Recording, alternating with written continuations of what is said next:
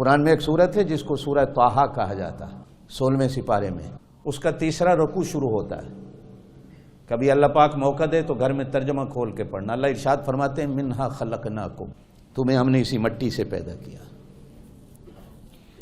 وفیہا نعیدکم، پھر ہم تمہیں اسی مٹی میں لوٹا دیں گے،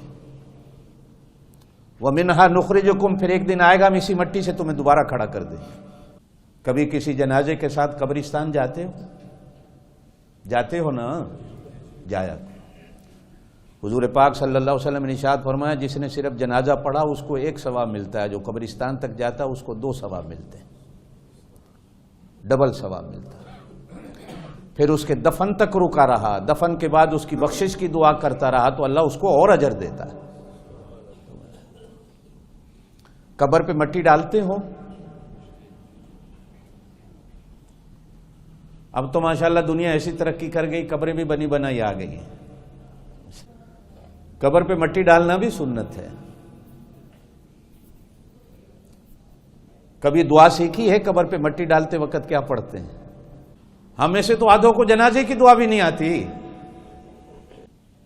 نہیں آتی مان۔ بچے کی نماز جنازہ آ گئے تو اس کی دعا اور نہیں آتی، بچی چھوٹی کی آ جائے تو اس کی اور نہیں آتی، کسی عورت کا اکیلا جنازہ آ جائے تو اس کی نہیں آتی۔ جس طرح انگریزی میں ہی اور شی میں فرق ہوتا ہے نا، عربی بھی کے اندر بھی فرق ہوتا ہے۔ ہم تو ہر ایک جنازے میں یہی پڑھتے رہتے ہیں اللہم اغفر لحینا و میتنا و شاہدنا و غائبنا و صغیرنا و کبیرنا و ذکرنا و انسانا، اللہم من احییتہ، یہ مرد کی ہے، اللہم من احییتہا، یہ عورت کی ہے۔ نہیں آتی ہمیں، بلکہ کئی دفعہ ایسا ہوتا ہے کہ ہمیں ہر جنازے سے پہلے لوگوں کو جنازے کا طریقہ بتانا پڑتا ہے، اور یہ بدعت ہے۔ وہ کیسا مسلمان ہے جس کو جنازے کا طریقہ بتائیں؟ لیکن کیا کریں، آپ کو آتا نہیں، ہمیں بتانا پڑتا ہے، ہم بھی بدعت کر بیٹھتے ہیں۔ اللہ اکبر امام کہتا ہے، یہ بندہ ساتھ والے کو دیکھتا ہے، یہ کان کا ہاتھ اٹھاتا ہے کہ نہیں اٹھاتا، جیسے وہ کرتا ہے یہ بھی کرنے لگ جاتا ہے۔ نہیں آتا، سیکھتا کوئی نہیں۔ ایک دن میرا اور آپ کا بھی تو جنازہ ہونا، نہیں ہونا؟ ہونا ہے نہیں ہونا؟ ہونا ہے۔ ارے بابا کیا دور ہے، کیا پتا وہ کفن بھی دکان پہ آ گیا ہو جو ہمیں پہنایا جانا ہے، کیا پتا وہ کافور اور صابن بھی آیا پڑا ہو۔ قبر پہ مٹی ڈالتے ہو، ڈالو، سنت ہے۔ دعا میں یہی آیت پڑھی جاتی، یہی منہا خلقناکم، تمہیں اسی مٹی سے پیدا کیا گیا، وفیہا نعیدکم، اسی میں تمہیں لوٹایا جا رہا۔